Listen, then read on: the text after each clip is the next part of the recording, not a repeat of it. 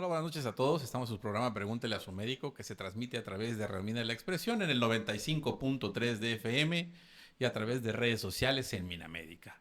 Hoy tenemos un programa bastante interesante.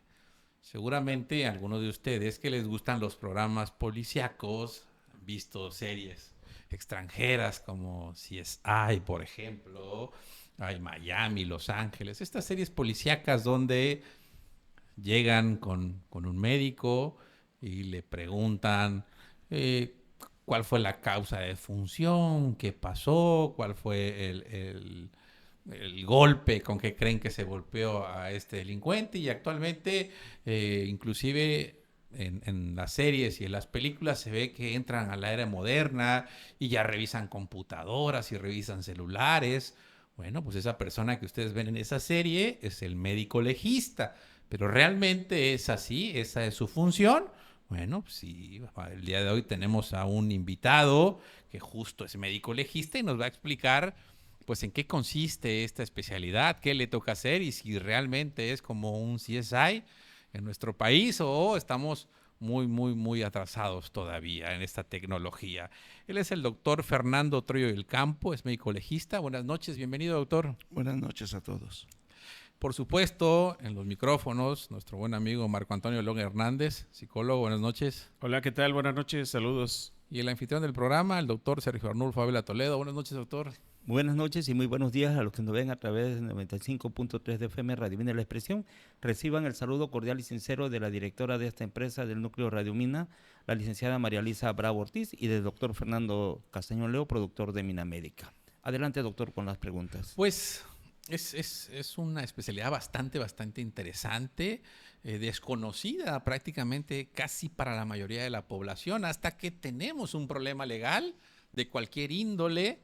Y pues me gustaría, doctor, que nos explicara muy brevemente en qué consiste la medicina legal y cuál es el papel principal del médico legista. Ok. Aquí hay que hacer una diferenciación. Hay medicina legal, pero también hablas de medicina forense. La medicina legal es aquella en que se utilizan los conocimientos médicos para ponerse en auxilio de las actividades legales dentro del ámbito jurídico. Pero desde realizar un certificado de defunción es un documento legal. Eso es parte de la medicina legal. Y dentro de toda la medicina legal está la medicina forense. ¿Qué es la medicina forense? El auxilio de la medicina en la aplicación de la justicia. Entonces, realmente uno es perito médico forense. Tengo 20 años como perito médico forense oficial en la Fiscalía y estuve 10 años previamente como perito forense honorario. Muy bien, doctor. Hay algo muy importante. ¿Cómo fue que decidió usted dedicarse a esta especialidad? ¿Qué lo motivó a trabajar en el ámbito forense? ¿Qué gusanito se metió ahí en el doctor Troyo para ser médico forense? Ok, la historia es así.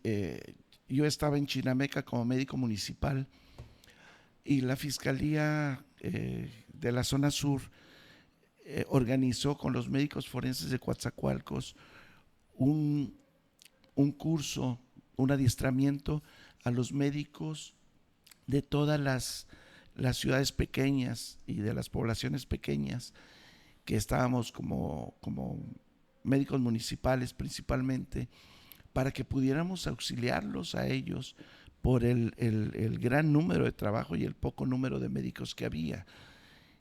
Tomando en cuenta también que, por ejemplo, gente de lugares lejanos, si ponía su denuncia, tenía que venir hasta Cozoleacaque, Guaminatitlán, con el médico legista o forense en este caso. Y pues nosotros en las comunidades que vivíamos los atendíamos en forma honoraria. Esa fue la idea de preparar. Nos invitaron a 30 y tantos médicos, de los cuales 3 estamos activos dentro de la Fiscalía General del Estado de Veracruz. Nos gustó, ahí despertó mi curiosidad en aprender y estuve participando activamente, y después por mi cuenta los médicos tanto de Acayucan como de Minatitlán y Coatzacoalcos me invitaban a las necropsias. En ese tiempo se llamaban necrocirugías, lo que todo el mundo conoce como autopsias. Y ahí iba yo, a la hora que me hablaran de Chinameca, a Acayucan, a Minatitlán o a Coatzacoalcos, para aprender. Ya después tuve la oportunidad de hacer la especialidad y desde el 2005 quedar como médico forense en el Distrito Judicial de Cozoleacaque. Pero no solo incluye Cozoleacaque. ¿Por qué? Porque también cubro Minatitlán y 2 días a la semana, miércoles y jueves, cubrimos Acayucan. Muy bien, doctor. ¿Cuáles son las principales funciones o actividades que realiza un médico legista en su día a día? Ok, la actividad es realizar dictámenes médico-legales, principalmente dictámenes de lesiones. ¿Qué tipo de situaciones vemos en que se presenten lesiones? Ok, la agresión física, que es la más común, que el vecino ya lo cacheteó, que ya le dio un planazo, que los hechos de tránsito tan de moda, desgraciadamente, de motocicletas, ¿verdad? Todos los lesionados por hechos de tránsito, también hechos de tránsito de vehículos, homicidios, la medicina dentro del ámbito de violaciones, pederastia. También la certificación de los detenidos, las personas que son detenidas por algún acto contra el Código Penal, nos giran un oficio para que determinemos su estado de salud. ¿Por qué? Porque si vienen lesionados, determina exactamente qué tipo de lesiones tienen y que no después se malinterprete que fueron lesionados ya dentro de la detención. Y también determinar si tienen un estado de salud que amerite atención médica, también notificar de inmediato al fiscal para que le sea brindada la atención médica en los hospitales de la región. ¿Sí? Sobre todo manteniendo sus derechos humanos. Fíjese, doctor, tocando este tema importante, lo que decía usted sobre violación, pederastía, es muy frecuente que todavía la mayoría de nosotros, cuando llega una persona con sospecha de violación, en este caso soy pediatra, cuando llega un niño, uno no quiere meter absolutamente nada ni describir nada y todo el mundo lo manda con el médico legista. ¿Hay alguna implicación legal en la actualidad por yo no hacer una revisión? Si me están solicitando el caso, soy el médico asignado institucionalmente y decido yo no hacer un reporte de lesiones. ¿Hay alguna implicación legal? Ok, como médico especialista, sabes que cuando te llega un paciente que no es de tu especialidad, ¿qué es lo que haces? Le dices, esto no me corresponde a mí. Yo puedo médicamente curar las lesiones en un momento determinado, pero sabes que curar las lesiones implicaría hacer un lavado, hacer una sutura, etcétera, etcétera, y podrías borrar evidencia. Si es una violación y hay semen o hay saliva y tú lavas, la quitas. Entonces, ¿qué es lo que tienes que hacer? Lo que hacemos todos. Si tengo una paciente de ginecología, le dices, perdóneme, soy pediatra, vaya al ginecólogo. Te llega un paciente por violencia sexual, le dices, yo lo puedo atender así, pero por esta situación lo canalizo. Lo ideal es a la fiscalía para que presenten su denuncia e inmediatamente se nos gire un oficio para realizar el dictamen ginecoproctológico en caso de las femeninas o proctológico en caso de los varones. Entonces, estamos hablando de que si tiene 72, 96 horas de haber ocurrido el hecho, todavía podemos encontrar células germinales. Entonces, se toma muestra, se deja secar, se embala y mediante cadena de custodia se entrega al fiscal ¿Para qué? Para la investigación del presunto culpable, ¿no? En lo que decía el doctor Castañón, ¿no entra uno en un encubrimiento de un delito al no reportarlo a la fiscalía? Sí, si estás viendo, tienes que hacer la notificación al Ministerio Público, o sea, a la Fiscalía ahora. Muy bien. ¿Qué tipo de casos son los más frecuentes, doctor, que le toca atender aquí en la región? Actualmente, bueno, en vivos o en muertos. Sí. En ambos. Sí, porque me preguntan, normalmente la gente dice, ¿usted es médico forense? ¿Solo ve muertos? No, le digo, también veo vivos y otro medio Medio medio atarantado. atarantado, Qué, ¿verdad? qué bueno que lo Todo invitamos. respeto. Qué bueno que lo invitamos porque precisamente quería que se desplayara en este tema. Siempre se tiene el concepto de que el médico forense o el médico legista es exclusivamente el que hace autopsias. Pero bueno, ahorita ya explíquenos, como dijo el doctor Castañón, qué es lo que más ve usted como médico forense o perito. Ok, nosotros hacemos una estadística cada mes de todos los dictámenes que hacemos. Entonces les puedo decir perfectamente que el 80% de dictámenes son por lesiones. Que quiero comentar que en algunas ocasiones no hay lesiones. Los detenidos, la policía ministerial por una orden judicial, el juez extiende una orden de aprehensión, se la gira a la localidad a la que pertenezca la denuncia y la policía ministerial hace la detención. Cuando hace la detención, inmediatamente gira un oficio al médico para que examine el estado de salud. El 95% de casos de los detenidos están sin lesiones. Gente que va a trabajar, que está en su casa, que sale por el pan, etcétera, pero tiene una orden de aprehensión, entonces normalmente no presentan lesiones, pero siempre hay que examinar, porque si presentan lesiones hay que describirlas y clasificarlas. Entonces, lesiones. Ginecoproctológicos, desgraciadamente, son 2 o 3 al mes que hago. En proctológicos, 1 o 2 al mes. Necropsias, 10, 12, 14, 16, 20, hasta 31 he hecho en un mes. Edad clínica es muy difícil. ¿Por qué edad clínica? Porque si hay un detenido que luego dice, es que soy menor de edad, ustedes saben que no es lo mismo la ley para un menor que para un adulto, ya ciudadano de 18 años. Entonces, desafortunadamente, pues luego, como dicen, ya se la saben. Tú di que eres menor de edad, ¿no?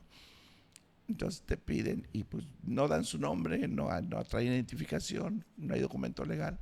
Le piden al médico que determine edad clínica. Que bueno, es bastante aproximada la determinación, revisando al paciente, ¿no? Entonces, edad clínica, toxicomanías, toma de muestras. Por ejemplo, una persona tiene un hecho de tránsito, ocasiona lesiones, daños e inclusive hay muerto, un homicidio culposo y por ley hay que hacer toma de muestras de sangre y de orina para hacer un dictamen de toxicomanía, de toxicológico, perdón, y uno de alcoholemia. Obviamente, en presencia de un abogado de la persona o de un familiar y con un previo llenado de un formato de consentimiento informado, porque si no viola uno sus garantías individuales y la prueba se pierde. Ese material lo entrega uno, se embala, se va al laboratorio y ya se hace el análisis correspondiente con el dictamen correspondiente si la persona se encontraba en estado de ebriedad o bajo el influjo de alguna droga. Me gustaría hacer dos preguntas sobre estas respuestas que nos acaba de dar, doctor. Los hechos de violencia, no hablando de grupos armados, nada, sino la violencia cotidiana, ¿se ha incrementado últimamente o sigue siendo las mismas cifras de siempre? Y segundo, esta parte de la toma de muestras con un abogado, con un familiar y un consentimiento, ¿siempre ha sido así o apenas hace un tiempo ya tenemos que tener estos requisitos para una toma de muestra? Ok, a partir del 2008, con la implementación del Código Nacional de Procedimientos Penales, todo está establecido. Anteriormente cada estado tenía su Código de Procedimientos Penales, pero a partir del 2008 se unifican y se hace un solo Código Nacional de Procedimientos Penales. Cada estado tiene su Código Penal. Eso sí no se ha unificado, pero el Código de Procedimientos Penales de cómo debe de llevarse a cabo un proceso es unificado en todo el país. Entonces nos marcan los lineamientos que debemos de seguir. Nosotros no tratamos delincuentes, nosotros no tratamos presuntos culpables, nosotros tratamos pacientes. ¿Sí? En la cuestión de violencia, la cotidiana, yo creo que ha disminuido afortunadamente. Y también la otra violencia de grupos armados ha disminuido bastante. Tuvimos hace algunos años un poquito más de trabajo, pero ahora afortunadamente ha disminuido. Lo que ha aumentado, y hago énfasis, son los hechos de tránsito. Sí, desgraciadamente hacemos en la región 6, 7, 8 necropsias por muertes, sobre todo de motociclistas.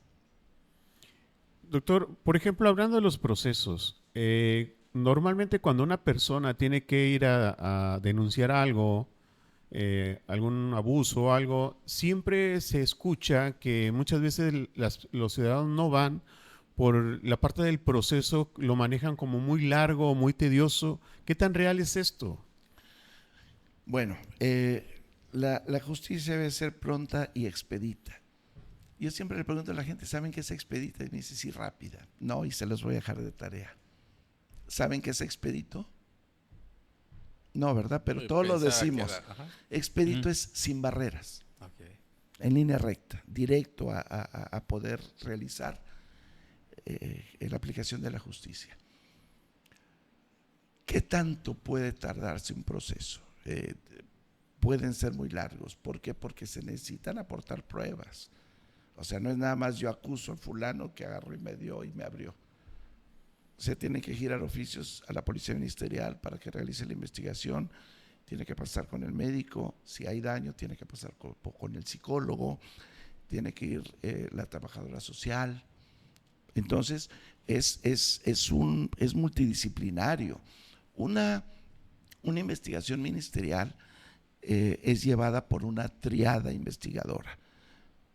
El agente del Ministerio Público, que seguimos diciéndole así, que es ahora fiscal, que es la parte jurídica, la parte fáctica o de hechos, que es la policía ministerial, y la parte técnico-científica, que somos los peritos.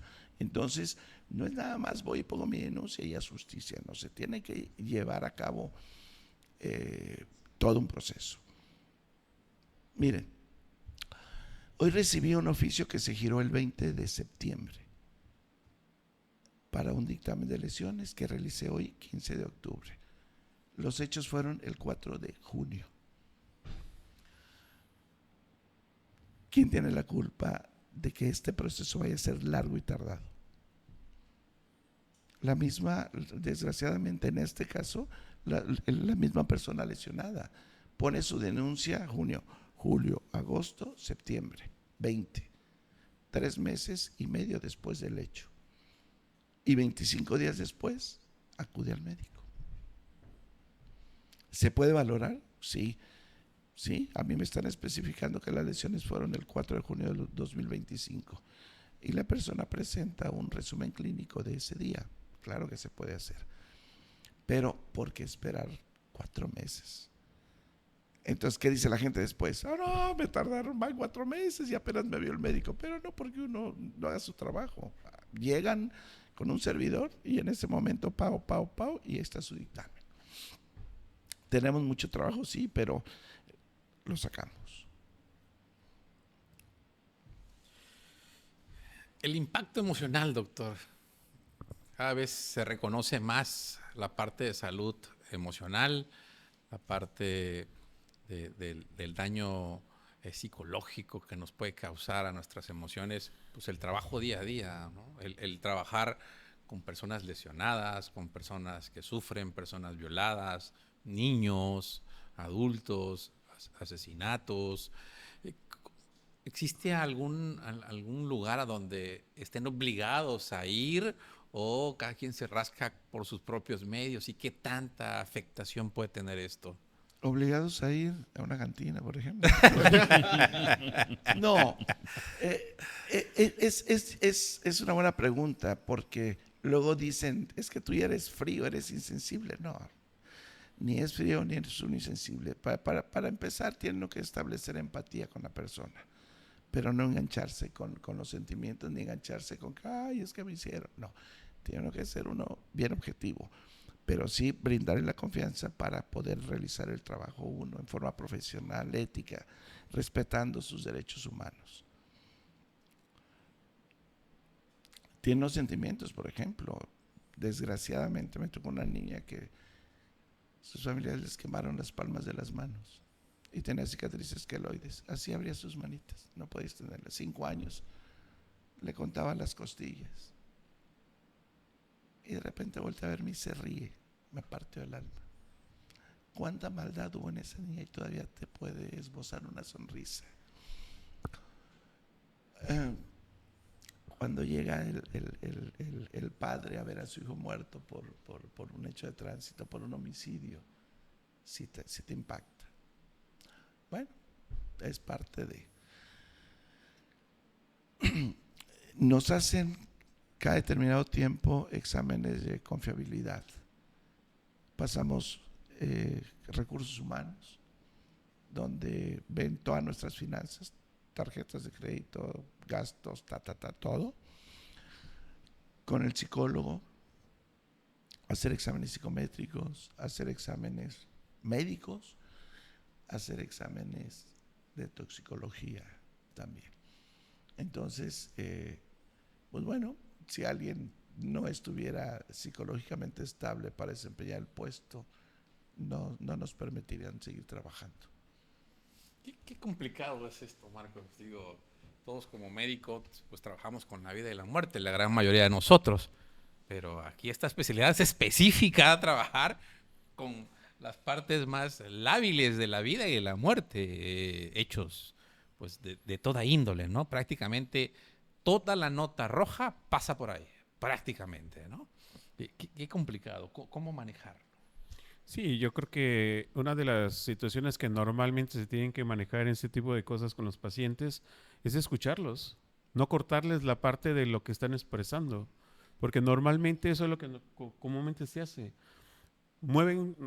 Hay una contratransferencia a veces y queremos que a veces lo que está sintiendo la otra persona también se nos viene a reflejar o mover recuerdos, pero aquí normalmente lo que hay que hacer es apoyarlos en la parte del desahogo, es muy importante para poder enfrentar ese tipo de situaciones. Hay situaciones donde, como dice el doctor, por ejemplo, que en esta parte del apoyo psicológico que se tiene que ver y la parte a veces tan difícil de dictaminar algo también para no perder la parte de la atención. Crear la parte de la empatía es muy importante, ¿no? Y la atención se tiene que crecer precisamente en base a eso, a la parte empática y a la parte del desahogo es muy importante. Muy bien. Le mandan saludos, doctor, Gina San Román y Guillermo Payares de Monterrey. Ay, un saludo, Guillermo, hasta Monterrey, un buen amigo, alumno mío. Bueno, seguimos con más sobre este tema. La verdad, yo admiro mucho a los médicos forenses. Incluso me había nacido el gusanito, pero mi señora madre me dijo que no.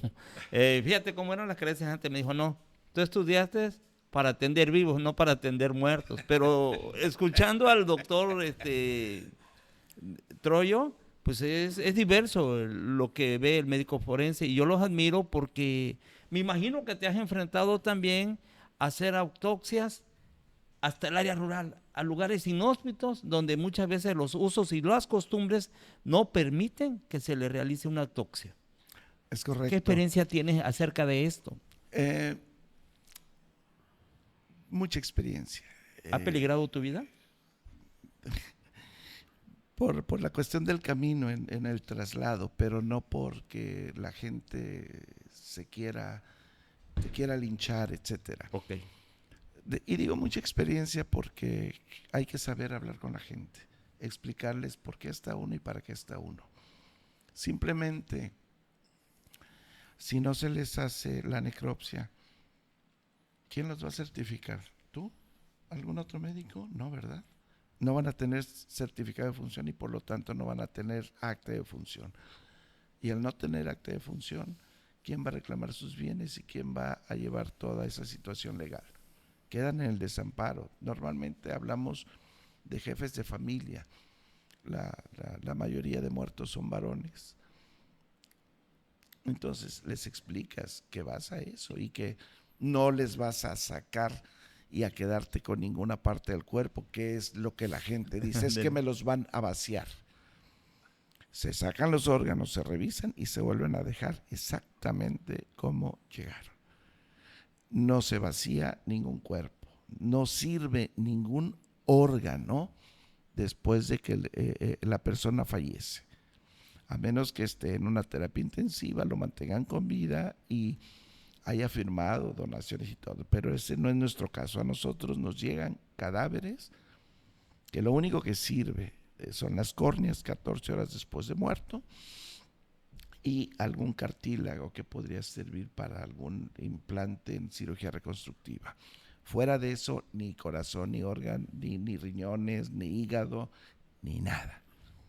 Doctor, que yo recuerde, y no me vas a dejar mentir, Fer, en nuestra época de estudiantes hacíamos prácticas de anatomía y disección con los cadáveres, sobre todo los cuerpos no identificados. ¿Qué pasó? ¿Por qué se suspendió ese tipo de prácticas dentro de las universidades, en las facultades de medicina? Bueno, me sentí excluido. Yo también estudié medicina y también hice... Bueno, también egresado también de la máxima casa de estudio de la UB. Y yo también, me dijo, en nuestros Sí, tiempos, ¿verdad? dice, no, hombre. Sí, Ok. perdón. Tú te refieres específicamente aquí a la Universidad Veracruzana. Así es. Yo estudié 4 años antes que tú y en efecto tenemos un anfiteatro en donde había cadáveres bien preparados y conservados para que pudiéramos hacer nuestras prácticas de anatomía y disección. Con la ola de violencia que hubo, de las desapariciones forzadas y demás, la ley cambió, no permite ya eso. ¿Por qué? Porque no sabemos si en algún momento va a haber una reclamación de algún cuerpo. A nadie le gustaría que el cuerpo de un familiar estuviera siendo usado para prácticas de medicina. Nosotros en aquel momento no lo veíamos así porque realmente era gente indigente o gente que después de determinado tiempo nadie la reclamaba y se donaba el cuerpo a la universidad para hacer las prácticas. El día de hoy ya no es posible eso. Yo invito a los alumnos de medicina que quieran aprender, con todo gusto les enseño, desinteresadamente. Durante las autopsias. Y por ahí me habían invitado a dar medicina forense aquí en la facultad, lo cual me encantaría retribuir algo de lo que me dio la universidad. Desafortunadamente en mis horarios no podía yo, el horario que me ofrecían, pero si en la actualidad me invitan, con gusto. Parece que no tienen médico forense como tal para la cátedra de medicina De veras, legal. un saludo hasta el cielo para el doctor Ambrosio Ramírez de la Peña, un excelente médico forense, allá en aquel Minatitlán de ayer, muchos años en la medicina legal. Y en el ajedrez, yo jugaba ajedrez con él. Con él. Y ahí le ayudaba yo en las aquel autopsias. tiempo, en las autopsias aquí en la UB. Comentaba hace un ratito que cualquier persona que no estuviera psicológicamente estable, pues ya no podría seguir estando o laborando en estas instituciones. ¿Existe un protocolo de seguimiento con pacientes que tienen problemas psicológicos en la parte de medicina legal y forense? En las fiscalías y en todas estas partes del país con digamos, organizaciones gubernamentales donde se encuentra el personal de medicina legal y forense, ¿existen protocolos de seguimiento psicológico para ellos? Sí, sí, por supuesto, pero desde que no son aptos, son dados de baja. Okay.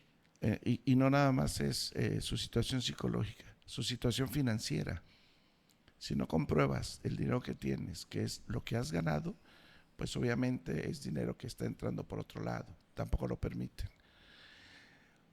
Si tienes un toxicológico positivo, es que te metes drogas, vas para afuera también. Entonces, ahí es un control sobre el personal. En otras instituciones, por ejemplo, instituciones de salud, el IMSS, el ISSSTE, Pemex, pues se tratan como enfermedades y te dan bajas temporales, ¿no? Para ir a tratamiento, a rehabilitación. Aquí de plano se corta de raíz. Bueno, no me ha tocado ver ningún caso en que se corten por salud mental, realmente. Entonces, sí, sé que hay protocolos, pero no te podré decir exactamente cuáles son. Desde su experiencia, ¿cuáles son los principales retos éticos a los que se ha enfrentado usted como médico legista? Bueno, el principal reto es hacer las cosas bien y fundamentarlas. No es una persona que tenga, cuando uno inicia los conocimientos y la experiencia son con los años y obviamente con el estudio. Entonces los retos son cuando te enfrentas a lo que nunca has visto y tienes que fundamentarlo para poder hacer las cosas correctamente y no decir algo que no es. Porque normalmente no vas a decir, no sé, ¿verdad? A nadie le gusta reconocer.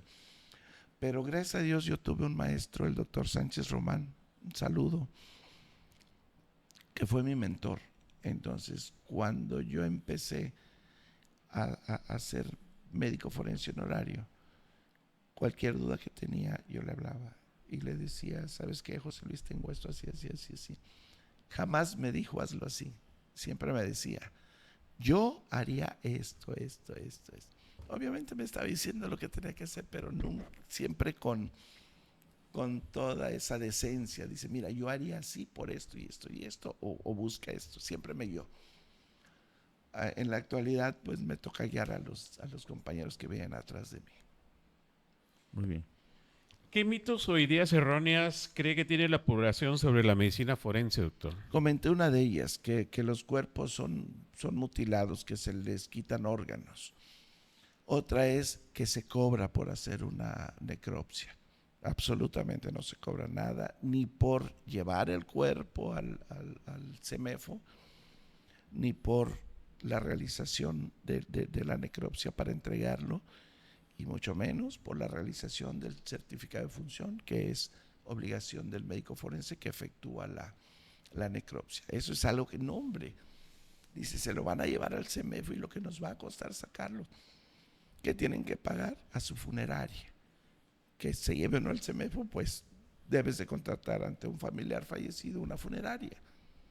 ¿Sí? Que si quieres, que normalmente toda la gente quiere, pues pagas la preparación, pagas el ataúd, pagas el mobiliario para la velación, los foquitos, la cruz, etcétera, etcétera.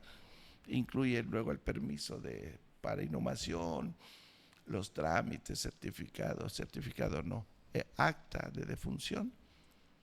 Entonces, eso es lo que cobra la funeraria. O sea, eso no tiene que generar un gasto. Porque yo sí he escuchado que ese tipo de comentarios a veces de que sí tiene un costo. Es exactamente Sí. lo que tú dices, Sí, un mito. Así es. Pero aquí es más. Siempre que llega el familiar, que ahorita ya no llegan directamente, ya se van a la fiscalía, pero antes llegaban al CEMEFO. Oye, tienen que ir a la fiscalía. Ahorita ya la gente va directo a la fiscalía. Pero siempre se les dice, y toda la vida lo primero que les digo es, esto no tiene ningún costo. Aquí no nos quedamos con nada de ningún órgano, y el certificado de función tampoco. Y nadie les va a cobrar un peso por sacarlo o por traer el cuerpo. Eso es obligación, y a mí me paga el gobierno por servirles. Creo que es los mitos principales que hay, ¿no? El otro es que solo vemos muertos, pero obviamente no. Obviamente no.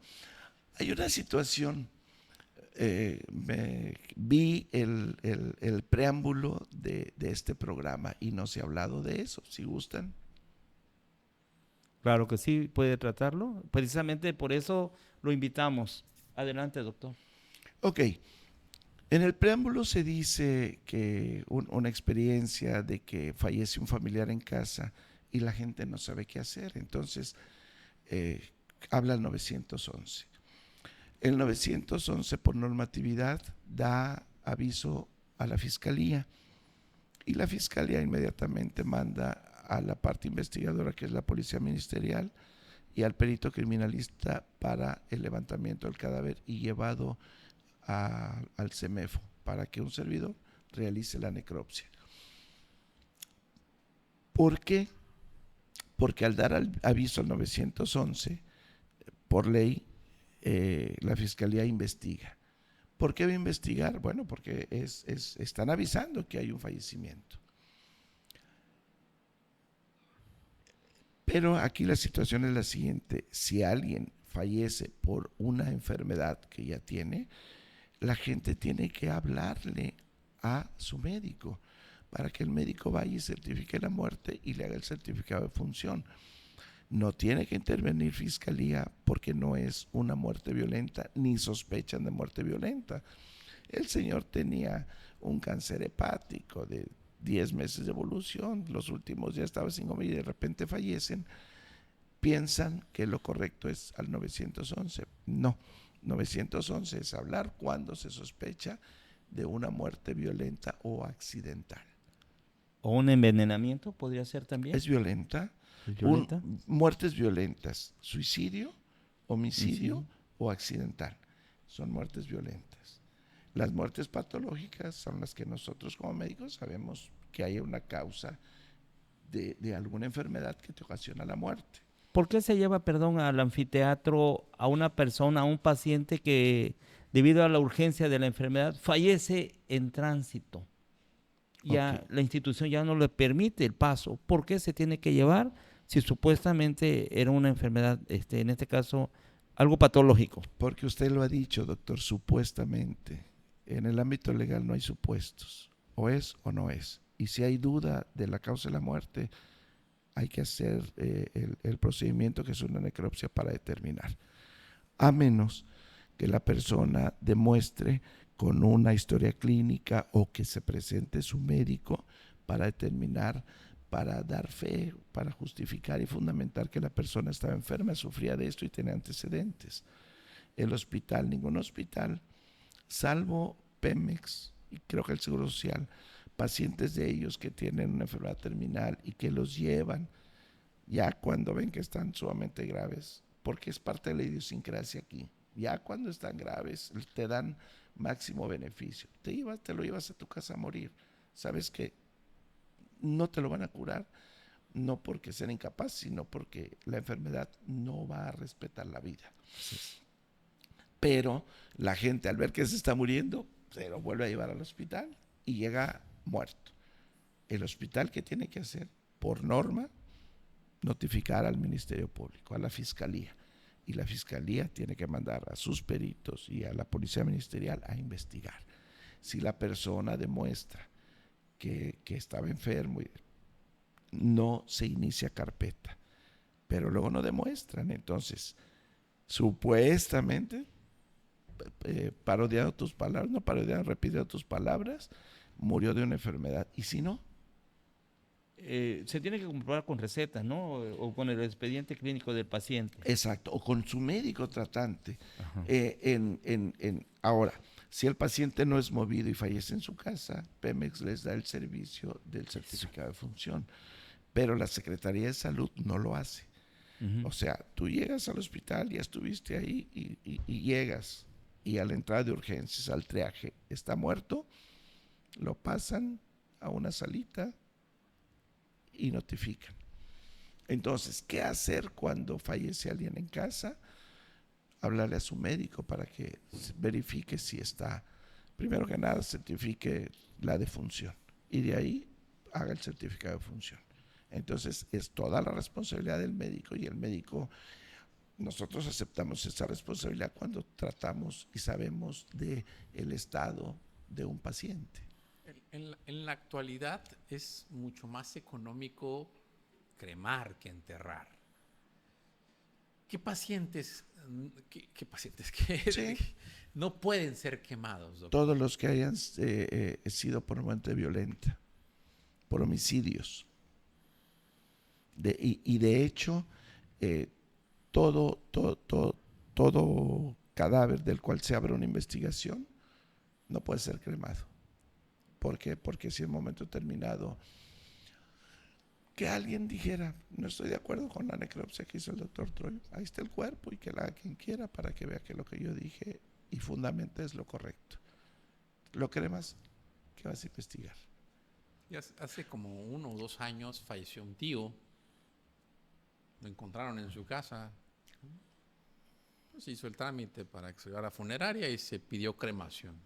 Obviamente, como murió solo en su casa, lo llevan, va a la funeraria por el cadáver y tiene un golpe en la cabeza. Y pues no, prohibida la cremación. Y Pero obviamente le hicieron necropsia. Joder, no, yo creo que, no sé si sí o si no, pero la situación es que le dijeron que estaba prohibido y no, se tenía que enterrar, no cremar, ¿no? Pues discúlpame, pero tenía que irse al CEMEFO. Se fue al CEMEFO. Ah, ok, entonces Sí, se fue al CEMEFO. es correcto, es lo que yo digo entonces. Le hacen su necropsia y prohibido cremar por cualquier investigación. Eso que dices tú es bastante frecuente. ¿Qué pasa con aquel paciente que tiene el infarto o que tiene un EBC? Se cae, se golpea. Entonces, híjoles, a menos que la familia diga, es que tiene esto y que compruebe que tiene todos los antecedentes. Pero si ya ves sangre, tienes que descartar un homicidio. Hace 5 o 6 días hice una necropsia de una niña de 3 días de nacida. Tú como pediatra debes estar bien enterado de la muerte súbita de cuna, ¿no?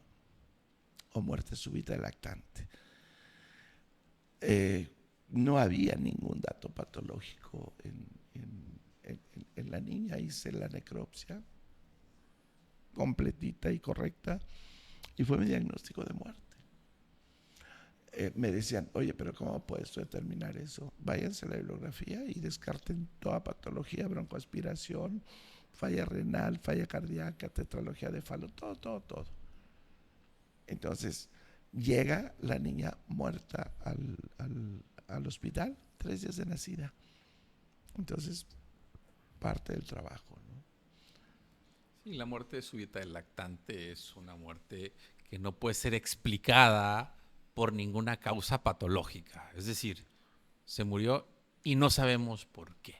Entonces se concluye como muerte súbita del lactante. Hay muchas teorías en la actualidad, pero nada confirmado. Y por lo tanto hay muchas sugerencias también para evitar, porque la evidencia sí demuestra algunas cosas. Por ejemplo, se sabe que la mayoría de muertes súbitas del lactante se ha dado en niños que están acostados boca abajo, por ejemplo.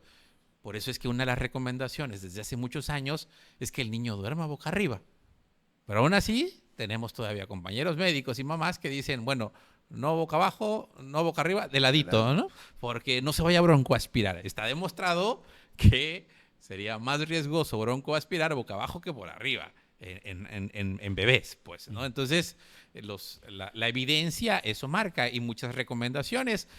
Sábanas amarradas al colchón, no puede haber nada suelto en una cuna del bebé, no puede haber almohadas, no puede haber peluches, no podemos taparlos. Entonces, el bebé debe dormir a lo mejor con un mameluco cerrado completo y no tener nada. Son los factores de riesgo que se consideran porque la estadística sí dice, se mueren más los niños que duermen boca abajo, se mueren más los niños que tienen peluches, se mueren más los niños que tienen sábanas sueltas, se mueren más los niños que tienen almohadas, ¿no? Entonces, la realidad es que no existen más que teorías todavía y sí mucha evidencia de cómo disminuir esa posibilidad, nada más. Y desgraciadamente me tocó de un bebé que lo estaba amamantando la mamá y se quedó dormida. Murió por sofocamiento, una anoxia por sofocamiento. Sí, sofocamiento y aplastamiento son muertes muy frecuentes de recién nacido. Justo por eso las academias internacionales prohíben el consumo totalmente del alcohol. El alcohol en su justa dimensión, bueno, cada vez hay un poquito más de evidencia que no es tan bueno tomar todos los días, aunque sea una copa de alcohol, pero de vez en cuando no genera ningún problema y en teoría tampoco lo generaría, entre comillas, en una mujer lactante, pero es tan relajante y la maternidad tan cansada que justo suceden estos accidentes y hay muertes por aplastamiento por consumo de alcohol. Muy bien. Quiero agradecer a todos los que... perdón. Adelante. Para darle el nombre correcto, es muerte por es una anoxia por compresión tóraco-abdominal o torácica. Lo que en pediatría será por aplastamiento. Okay. Gracias por su aportación. Agradecemos a la gente que nos sigue a través de redes sociales y a los que nos escuchan a través de Radio Mina La Expresión, al maestro Fernando Castañón Jiménez, padre de nuestro productor, el doctor Fernando Castañón Leo. Nos dice qué tema tan interesante y es de reconocer la importancia que tiene saber los procedimientos para no caer en errores legales. Gracias, doctor Troyo, por compartir sus experiencias. Estoy a la orden. También nos dice, aquí hay una pregunta muy importante, nos dice, excelente tema, en los casos de COVID hubo mucha gente que lamentablemente perdió la vida, ¿cómo se manejó esa situación? Bueno, era una muerte patológica, no ameritaba la realización de una necropsia. Las necropsias, vuelvo a repetir, son por muertes violentas o accidentales, no patológicas. A menos que dentro del escenario no haya una justificación de por qué murió. Hacemos las necropsias y encontramos, por ejemplo, una trombosis vascular cerebral o una trombosis coronaria. Sí, son muertes súbitas que no tenían causas aparentes. Hay gente que no es hipertensa, no es diabética y sucede. Entonces, en ese caso, están aplicadas porque se desconoce la causa de la muerte. Pero en COVID, no se realizaron necropsias en pacientes fallecidos por COVID. ¿Por qué de un tiempo, precisamente a través de la pandemia, ya no cualquier médico hace un certificado de defunción como antes lo expedían? Incluso hasta en el área rural, el agente municipal o cualquier persona hacía un certificado de defunción. ¿Por qué ahorita no cualquier médico puede realizar un certificado de defunción? Porque no tienen la preparación, se necesita hacer un curso y poder primero el llenado, la cuestión de la forma. Y en segunda y más importante, la cuestión de fondo, hacer un diagnóstico correcto de función. O sea, tristemente me ha tocado que dicen, murió por paro cardiorrespiratorio. Sí, ¿Quién no se muere por un paro cardiorrespiratorio? Obviamente, al final de cuentas, por eso morimos, ¿no? Entonces, hay que ser muy específicos. Si tienes una insuficiencia renal en el estadio terminal, es secundaria a una insuficiencia renal crónica, secundaria a una diabetes mellitus e hipertensión arterial. O si tienes una anemia aguda, secundaria a un sangrado de tubo digestivo, es secundaria a ruptura de varices esofágicas, shock hipovolémico, hipertensión portal, ya no te da tanto espacio, pero hipertensión portal, secundaria a una cirrosis hepática. Entonces, todo es en escalera y aquí ustedes médicos no me dejan mentir. Sí, claro. Estamos muy cerca del final. Esa es una. Y la segunda es el miedo que se tiene de que no me vayan a meter a la cárcel porque el certificado lo hago mal. Entonces, y también lo que me comentaba el doctor, la cuestión de una violencia sexual en un paciente pediátrico, ya expliqué por qué no. Pero en otros ámbitos, e inclusive en el mismo ámbito de pediatría, cualquier especialidad, los médicos no hacen certificados de lesiones. ¿Por qué? Porque después son citados al juzgado, pierden tiempo, entonces es una palabra que luego muchos odian, pero yo sí la aplico, es una ignorancia del tema. Yo soy ignorante, por ejemplo, de agricultura, de ganadería, de muchas cosas. Y a veces los médicos somos ignorantes de otros ámbitos. Pero si tienes el mito de que haces un certificado y vas a ir aquí, vas a ir allá, pobre de la gente. Tú como médico forense necesitas el auxilio de los especialistas, del traumatólogo, del oftalmólogo, del otorrino, para determinar si hay un daño auditivo, por ejemplo. No le vas a hablar despacito, me oye.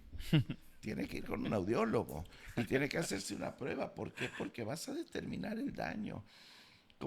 Me gustaría hablar, por ejemplo, cómo se clasifican las lesiones. No sé si tenga tiempo. Adelante. doctor. Y yo aquí me quedo hablando toda la noche. Adelante. Aunque ande ronco. Nosotros pero también, el problema es que el sí. doctor nos corta. Bueno, esto es importante rapidito. ¿Cómo se clasifican las lesiones? Bueno, de acuerdo al Código Penal del Estado de Veracruz, el artículo 137 clasifica las lesiones que no ponen en peligro la vida. Y el 138, las que ponen en peligro la vida. Dentro del 137 hay 6 fracciones. La fracción primera son las lesiones que tardan en sanar hasta 15 días. La fracción segunda, que tardan en sanar más de 15 días. Fracción tercera, las que dejan como secuelas cicatriz perpetua en cara. Fracción cuarta, una perturbación de la función, alguna función masticatoria, fonatoria, deambulatoria, de la mano, etcétera. Fracción quinta, pérdida de un órgano o función. Y fracción sexta, una incapacidad permanente para trabajar. Entonces, las secuelas, por ejemplo, de los tan famosos y a la mano hechos de tránsito, fracturas, multifracturas de miembros pélvicos, tienes que valorar si en qué fracción lo vas a clasificar, si perdió la función, si es una perturbación de la función o si definitivamente no puede trabajar. Pero no todos son fracturas. Hay traumatismos que te pueden ocasionar una ceguera, te pueden ocasionar una sordera. Entonces, ¿qué necesitas? Auxiliarte, porque tampoco eres traumatólogo, ni oftalmólogo, ni otorrino, de una valoración, que muchas veces el especialista, es que esto es legal, yo no quiero hacerlo. No, háganlo con toda confianza. Ya no es como antes que se les cita. Yo teniendo la valoración fundamentada de ustedes, yo puedo clasificar. Yo creo que esa es la parte muy importante, doctor, porque muchas veces en la parte donde sucede la parte de la muerte, ya de por sí el tema de la muerte da mucho miedo y quita mucha atención. Entonces yo creo que sí es muy importante el poder distinguir precisamente eso, tener el apoyo del médico familiar o el especialista para que esto tenga una mayor fluidez, ¿no? Sí, definitivamente. ¿Qué papel juega hoy en día la genética, la inteligencia artificial, la parte digital y las investigaciones médico-legales? Obviamente es un papel importante porque son auxiliares importantes conforme el desarrollo de la tecnología avanza. La tecnología para apoyarnos en nuestras investigaciones médico-legales son de suma importancia. El poder hacer identificación de cadáveres mediante la obtención de muestras óseas para ADN, del presunto victimario en saliva, en semen. Obviamente eso es importante y sí se aplica. Tenemos los medios en la Fiscalía de Veracruz para aplicar toda esa tecnología. Hace poquito acabaron una serie muy interesante, me parece que es danesa, sobre un caso violento en Dinamarca, un tipo que salió a la calle un día y mató a 2 personas, entre ellos un niño. Se cierra la investigación después de muchos años. La persona que llevaba la investigación estaba muy conmocionada, perdió familia porque estaba aferrado al caso, investigó todo, entrevistó a todo el mundo. Pues son ciudades con muy poca violencia y de la nada un tipo mata a 2 personas. Entonces, mediante detección de genes, alguien empieza a vender pruebas para que tú, y las hay en internet, ¿no? Yo quiero ver mi árbol genealógico. Y entonces compro algunas pruebitas y me va diciendo de dónde viene mi árbol genealógico. ¿Qué tanto por ciento tienes de sangre italiana, de sangre anglosajona, de sangre indígena? Bueno, este tipo estaba haciendo algo como eso. Hizo un esquema para que la gente se interesara por estudiar su código genético. Y por este señor fue que se logró identificar muchos años después quién fue el culpable. Hicieron justo eso, un árbol genealógico, hasta que encontraron en la sangre de la víctima, había residuos de sangre, se encontró el árbol genealógico de esta persona y se fue acercando a los lugares concurridos y dieron con este asesino, pero tardó la tecnología, me parece, 18 años, una cosa así, ¿no? Obviamente esta serie está basada en una historia de los 90, de los tantos, ¿no? Sí. Hoy en día, pues ya está para Hoy en día todo, con ¿no? una muestra ADN y saca perfil genético. Punto. Y fue el parteaguas justo de la utilización de la genética en las investigaciones, forenses, ¿no? Que en ese tiempo todavía no tenía permiso como tal. Se consideraba no una prueba fidedigna, ¿no? Muy bien. Pero ahora totalmente fidedigna. Muy bien. Gabriela Troyo, el mejor médico, saludos, excelente programa y un invitado de primera. ¿Qué te tomas, hermana? Saludos. Muy bien. Ya para finalizar este tema tan interesante, la verdad, le agradecemos que ya disipó muchas dudas y me gustaría ¿qué mensaje le gustaría dejarle a la población sobre la importancia del trabajo médico legal en la sociedad? Bueno, desafortunadamente para la gente que nos necesita, estamos capacitados, somos éticos y profesionales para poder desempeñar nuestro trabajo. Cuando necesiten de nuestros servicios al poner una denuncia o al tener alguna investigación, con toda confianza acudan con nosotros que haremos nuestro trabajo de la mejor manera. Muchas gracias. Marcos, ¿algo para despedirnos? No, pues la verdad que yo creo que es un tema necesario donde todos de otra manera lo vamos a necesitar, pero a final de cuentas es muy importante ya que tengamos claro cuáles son los pasos a seguir en medio de una situación tan difícil como es la pérdida de una persona.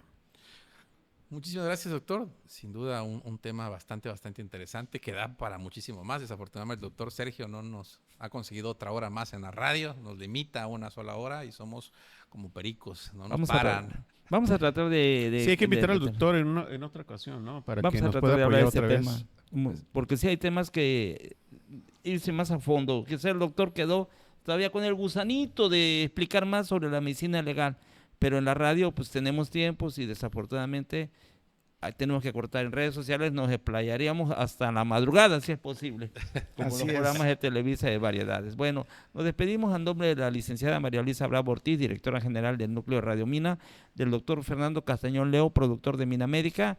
Agradecemos al invitado de honor, al doctor Fernando Troyo del Campo, en el aspecto emocional, a nuestro gran amigo el licenciado Marcos Antonio León Hernández, gracias. Saludos al doctor Martínez Vivas y a la psicóloga Rosario Huerta, también que forman parte del panel.